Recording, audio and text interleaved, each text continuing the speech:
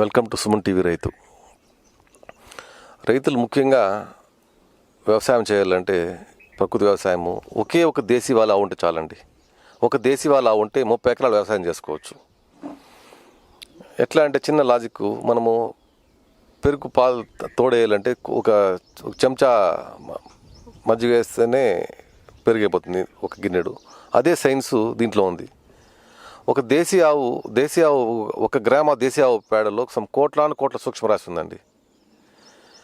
దేశీ ఆవు ద్వారా జీవామృతము, జీవామృతం అంటే 200 లీటర్లకి నీళ్ళలోకి ఒక 5 కిలోల పేడ, 5 లీటర్ల మూత్రము, 2 కిలోల బెల్లము, 2 కిలోల పిండి, పుట్టడు ఒక గుప్పెడు పుట్టమన్ను వేసి పొద్దున సాయంత్రం కలదిప్పాలి. అలా 3 రోజులు కలబెట్టిన తర్వాత జీవామృతం తయారవుతుంది.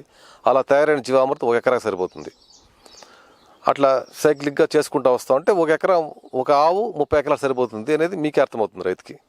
రైతులు ఏం చేస్తున్నారు, బయట నుంచి లోడ్లు కొద్ది ఎరువులు తీసుకొని పొలంలో దింపుతున్నారు. ఒక్కొక్క లోడ్ కొనాలంటే 1200, 1500 అవుతా ఉంది. ఆ ట్రాక్టర్ బాడికి 500 అవుతా ఉంది. ఆ రోడ్డు వేయాలంటే 300 అవుతా ఉంది. మొత్తం కొంచెం 2000 రూపాయలు ఖర్చు పెడుతున్నారు.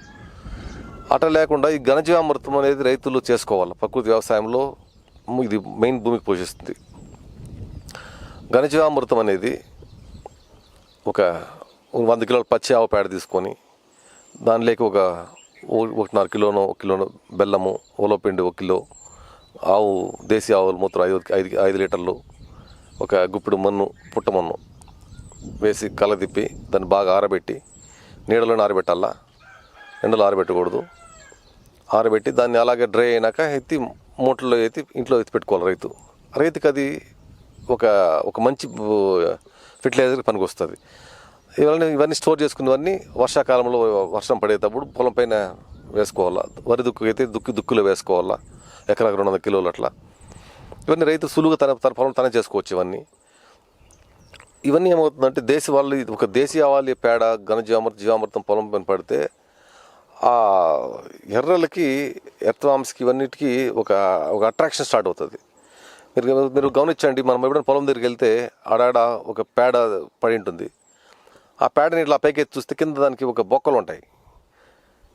ఆ బొక్కలు ఎవరు పెట్టింటారు అక్కడ? ఎందుకంటే అక్కడ మనం 2 రకాల పురుగులు చూసింటాం. ఒక పురుగు ఆవుని అది పేడని వంట తీసుకొని దొల్లించుకుంటూ పోతూ ఉంటుంది బాల్లాగా చేసి. ఇంకోటి ఏంటి అంటే ఎర్ర.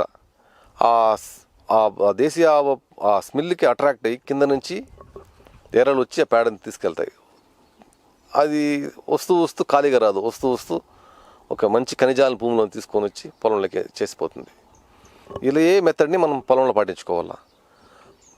ఆవు జీవామృతంని ఎలా తయారు చేయాలి వాడుకుంటూ ఒక పీరియాడికల్ నెలకు 2 సార్లు ఇచ్చుకుంటూ స్టార్టింగ్లో పంట చేస్తే వరికి స్ప్రే కానివ్వండి, మామిడి చెట్లకు స్ప్రే కానివ్వండి, కింద ఇరిగేషన్లా కానీ అట్లా ఇస్తూ ఉంటే కంటిన్యూగా సాయిల్కి ఎన్రిచ్ అయిపోతుంది. ఒక మల్చింగ్ మెటీరియల్ చెత్త అంతా మామూలుగా ఒక చెట్లో నుంచి ఆకులు కానీ కొమ్మలు కానీ అన్నీ రాలి పడిపోతాయి. అది పడిపోయినటువంటి అది దాంట్లో అన్నీ ఒక న్యూట్రియంట్స్ పట్టి ఉంచుకుంటుంది. చెట్టు పడిపోయి భూమిలో పడి మళ్ళీ సైక్లిక్ ప్రాసెస్, మళ్ళీ చెట్టు భూమి తీసుకుంటుంది. అందుకని మనం ఏం చేయాలి, పడిన ఆకుల్ని, ఎండు కొమ్మలను అలాగే వదిలేసి ఆచ్ఛాదనం చేయాలి. దానిపైన జీవామృతం ఇవన్నీ వేసామంటే మనం లైట్గా లోపల నుంచి ఈ జీవామృతం స్మెల్కి అట్రాక్ట్ అయ్యి లోపల నుంచి ఇందాక నేను చెప్పినట్లు ఎర్త్వామ్స్, సాయిల్ బయోట్, మైక్రోఆర్గానిజమ్స్ అన్నీ అట్రాక్ట్ అయ్యి సాయిల్కి, ఒక ప్లాంట్కి ఒక హెల్తీ ఎన్వైరన్మెంట్ క్రియేట్ చేసి మంచి పోషక విలువలు అందిస్తుంది. ఇప్పుడు రైతు గ్రహించాలి ముఖ్యంగా ఏంటంటే, ఆవు అంటే ఒక దేశీవాళీ ఆవుని ఆవు అనండి. మా దృష్టిలో జెర్సీ రైతులంతా వాడుతున్నారు. జెర్సీ ఆవులు, హెచ్ఎఫ్ ఆవులు, ఇవన్నీ ఆవులు అనకూడదు. ఆవులు అనేదానికన్నా వీటిని పంది అనేది బెటర్ అనిపిస్తుంది నేను అనుకున్న ప్రకారం.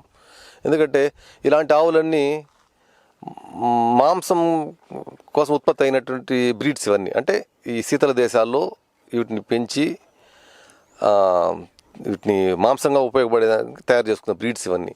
వీటికి వెనకాల గోపురం ఉండదు, గంగడోలు ఉండదు, నాటావుకు ఉండే లక్షణాలు ఏ లక్షణాలు దీంట్లో ఉండదు.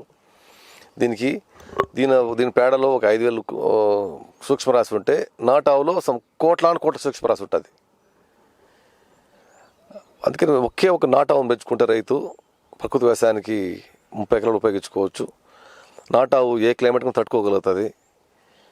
అది దానికి గుణం ఉంది. రైతుకి ఎట్లా అనుకూలం అట్లా అనుకూలం నడుచుకునే గుణం కూడా రైతు నాటాకు ఉంటుంది. ఈ హెచ్ఎఫ్ ఆవు జెర్సీ ఆవులు కానీ అలాంటి గుణాలు ఏమీ ఉండవు. రైతుకి అసలు అది పనికిరాదు. రైతులు అనుకుంటారు పేడ వేస్తుంది, తట్టలు పేడ వేస్తుంది అని. ఆ పేడ నిరుపయోగము. దీని అదే 5 కిలోల పేడ ఉంటే 1 ఎకరాకు సరిపోయే విధంగా మనం జీవామృతం తయారు చేసుకోవచ్చు. నాటావు పేడ ఉంటే, నాటావు మూత్రం ఉంటే. అలాంటి హెచ్ఎఫ్ ఆఫ్ జెర్సీ ఆవు పేడ 2 ట్రాక్టర్లు అయినా నిరుపయోగమే. దానివల్ల రైతులకి ఎక్స్ట్రా ఎంతో ఖర్చు అవుతుంది. పొలంలో తను లోడ్ ఏ రైతుకు అన్ని పేడ పడదు. జనరల్గా బయట నుంచి తీసుకొని వస్తాడు, డంపు చేసుకుంటాడు. ఆ రైతులు ఆ ఆవులు వచ్చి ఎన్నో కలుపు మొక్కలన్నీ తింటుంది. అవన్నీ ఆ కలుపు మొక్కలంతా ఈ పేడ రూపంలో మనము పొలంలోకి వేసుకున్నామంటే అది ఆ కలుపు పేడ రూపంలో బయట వచ్చి మళ్ళీ విత్తనంగా మళ్ళీ మొలక తయారయ్యి అది మళ్ళీ రైతులు ఎంతో డ్యామేజ్ చేస్తుంది. అందుకే నాటావు వల్ల దాని బెనిఫిట్స్, దాని గుణగుణాలను రైతులు తెలుసుకొని ప్రతి ఒక్కరు నాటావుని తీసుకొని ప్రకృతి వ్యవసాయం చేస్తే ప్రతి ఒక్క రైతు బాగుపడతారు. ఇది నేను ఎక్స్పీరియన్స్గా చెప్తున్నానండి. ఏమంటే ఇది మామిడి చెట్లు ఇక్కడ నేను నాటించాను. ఇక్కడ ప్రతి రైతు మీరు ఏం చేస్తారంటే కింద చెట్లు నాటేసి కింద ఏం వేయరు, అసలు మల్చింగ్ అంతా ఏం వేయరు. వేయకుండా నీళ్లు పోస్తుంటారు. నీళ్లు కొన్ని రోజులకి డ్రై అయిపోతుంది. అందుకే ప్రతి ఒక్క రైతు ఏమనుకోవాలంటే ఇలా చెత్త మల్చింగ్ అంతా కింద వేయాలి. వేసి దీని కింద కొంచెం ఘనజీవామృతంని లేదా ధ్రువ జీవామృతం తడి వేసినప్పుడు జీవామృతం వేస్తే ఈ మల్చింగ్ మెటీరియల్ ఒక హ్యూమస్ తయారవుతుంది. లోపల నుంచి ఎర్రలన్నీ పైకి వస్తాయి. 90% ఆఫ్ నీళ్ళు సేవ్ అవుతుంది చెట్టుకి. చెట్టు చూడు హెల్తీగా ఉంది. ఈ సంవత్సరం వర్షాలు చాలా తక్కువ ఇక్కడ. అయినా ఉండే కొద్దిపాటి నీటితోనే చెట్లని ఇలా తళ్ళు ఓర్చుకుంటూ కాపాడుకుంటున్నారు రైతులు ఇక్కడ.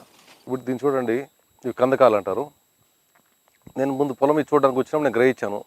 వర్షం నీళ్ళంతా పైనుంచి పడింది వర్షం నీళ్ళంతా ఇట్లా వృధాగా కిందకి వెళ్ళిపోతుండే.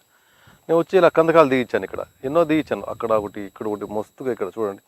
దీనివల్ల వర్షం నీళ్ళని పడిన నీళ్ళని పొలంలో పడిన వర్షం నీళ్ళని దీంట్లో దిగి దీంట్లో భూములు ఇంకుతుంది. ఇంకి ఇది బయట పొలంలోకి పోకుండా మన పొలంలో ఉన్న బోరు కానివ్వండి, బావి కానివ్వండి రీఛార్జ్ అవుతాయి. రైతులు ముఖ్యంగా తెలుసుకోవాల్సిన విషయం ఇది.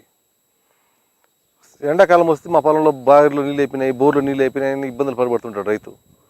Simple logic. ఒక ఎకరానికి 10% కందకాలు ఉపయోగించండి. మిగతా 90% భూమి అలాగే ఉంటుంది. ఆ 10% కందకాలు తవ్వుతుంది దానికి పొలం పోయిన దానికి మీకు అంత మేలు ఉంటుంది. 90 రెట్లు మీరు బాగుపడతారు.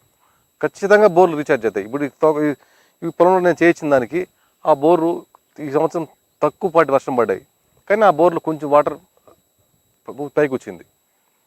అలాగే వర్షాలు కానీ బాగా పడి ఖచ్చితంగా బోర్ రీఛార్జ్ అయి ఉంటుంది. రైతులందరూ నేను తెలుసుకోవాలని నేను కోరుకుంటున్నాను. కందకాలు పొలంలో పోయి ఆ పొలం సిచ్యువేషన్ బట్టి ఎట్లా ఉంది, ఏ డైరెక్షన్లో బట్టి ఆ రైతే ఒక డిస్టెన్స్ మెయింటైన్ చేసి ఇలా తోకోవాలండి కందకాలు. పొలంలో ఎప్పుడైతే ఇలా చెదబడుతుందో, చెదబట్టి ఇలాంటి పుట్టలు తయారవుతాయో ఆ పొలం సారవంతంగా ఉందని అర్థం. ఇవి పొలం ఇవన్నీ గుల్ల చేసి పంటకి ఆచ్ఛాదన బాగా చేస్తుంది. మంచి భూమిలో నుంచి ఒక సూక్ష్మరాశిని పైకి తేవడానికి చాలా ఉపయోగపడుతుంది. ఇప్పుడు చూడండి ఇక్కడ దీంట్లో ఇప్పుడు చెరుకు చూడండి.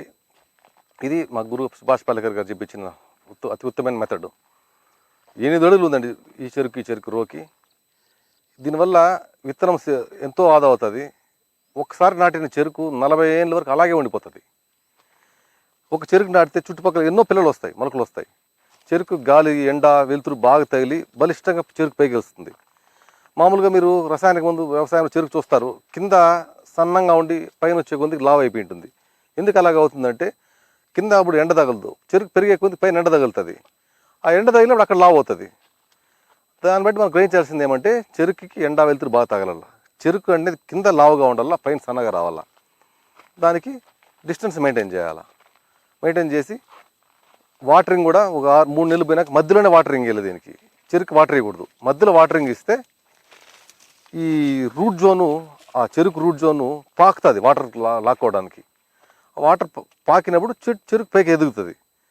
దానికి రూట్ గుణం ఏమంటే తేమ ఎక్కడ ఉందో అక్కడ వెళ్ళి గ్రహించే శక్తి ఉంటుంది దానికి. అందుకని చెరుకు మొదలున్న వాటర్ ఎప్పుడు ఇవ్వకూడదు. చెరుకు పెరిగే కొద్దీ డిస్టెన్స్ మెయింటైన్ చేస్తూ వాటర్ ఇవ్వాలి.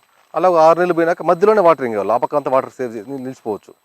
ఒక లైన్ వాటరింగ్ ఇచ్చి పక్క లైన్ ఖాళీ పెట్టేసి నెక్స్ట్ లైన్ వాటరింగ్ ఇచ్చుకోవచ్చు. అంటే వాటర్ 95% ఆఫ్ వాటర్ సేవ్ అవుతుంది ఇలా చేసుకున్నారంటే.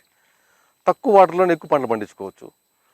ఈ పంట మీరు చూడండి, వాటర్ కంప్లీట్గా నాశనప్పటి నుంచి అసలు వాటర్ చాలా తక్కువ, వాటర్ ఇవ్వలేకపోయాం, లేదా కొద్దిపాటు తడిచ్చాం, అయినా కూడా తట్టుకుని నిలబడింది. కారణం ఏమంటే ప్రకృతి వ్యవసాయ విధానాలు, ఒక మంచి ప్రకృతి వ్యవసాయ రైతు దగ్గర తీసుకొచ్చిన విత్తనం వల్ల ఆ విత్తనాన్ని బీజామృతంతో శుద్ధి చేస్తే నాటి దానికి ఒక రెసిస్టెన్స్ పవర్ ఎక్కువ ఉంటుంది. అట్లా రైతులంతా గ్రహించుకొని ఒకసారి నాటి 40 ఏళ్ళ వరకు ఉంటుందని మీరు ఆలోచించుకున్నారంటే ఖచ్చితంగా రైతులు, చెరుకు నాటి రైతులంతా ముందుకు రావాలని కోరుకుంటున్నా. ఎందుకంటే రాబోయే కాలంలో ఈ కూల్ డ్రింక్స్ని దీనివల్ల ఎంతో ప్రాబ్లమ్స్ వస్తున్నాయి. పెప్సీలు, థమ్సప్లు ఇవన్నీ తాగి ఎంతోమంది లేనిపోయిన జబ్బులు తెచ్చుకుంటున్నారు. ఒక రైతుగా ఇలాంటి పండించినా అంటే ఆ షుగర్ క్యాన్, ఆ చెరుకు రసం తాగడానికి అది ఎంతో ముందుకు వస్తారు. అప్పుడు మనం చెరుకుని మంచి రేటుకి అమ్ముకోవచ్చు. చెరుకుని మామూలుగా ఫ్యాక్టరీ కూడా అమ్మడం ఒక ఎత్తు అయితే, బెల్లం చేసి అమ్ముకోవడం ఒక ఎత్తు. అది కాకుండా బెల్లమే చేయకుండా వద్దులేండి, కనీసం జ్యూస్ చేసి అమ్ముకుంటే దాని 10 లాభం వస్తుంది ప్రతి రైతుకి. ఎలాగో పట్టణం దగ్గర ఉన్నాయి కాబట్టి చెరుకుని దీన్ని ప్రమోట్ చేయాలా. దీనికి గవర్నమెంట్ కూడా కొంచెం రైతులు హెల్ప్ చేసి లేనిపోని అడ్వర్టైజ్మెంట్లంతా ఈ కంపెనీ సాఫ్ట్ డ్రింక్స్ వస్తున్నాయి, దాన్ని చూసి ఇవ్వంటే వాడు సినిమా యాక్టర్లు కానివ్వండి, ఎవరంటే వాళ్ళు పెప్సీలు, కన్సెప్ట్ కోట్లు తీసుకొని అడ్వర్టైజ్మెంట్లు చేస్తున్నారు, దానికి టీవీలో అవే వస్తున్నాయి. అది కాకుండా దీని గురించి ఏదైనా పబ్లిసిటీ చేయాలా, చెరుకు రసం వల్ల ఎంత లాభం ఉంటుంది, దీనివల్ల రైతులు ఎంత బాగుపడతారు, మీ ఆరోగ్యం ఎలా ఉంటుంది, ఎలా బాగుపడుతుంది అనే దానిపై కొంచెం కాన్సన్ట్రేట్ చేసి ప్రభుత్వమే ఒక మార్కెటింగ్లా చేసి రైతుకు పెట్టినా రైతులు బాగుపడతారండి. థ్యాంక్ యూ అండి.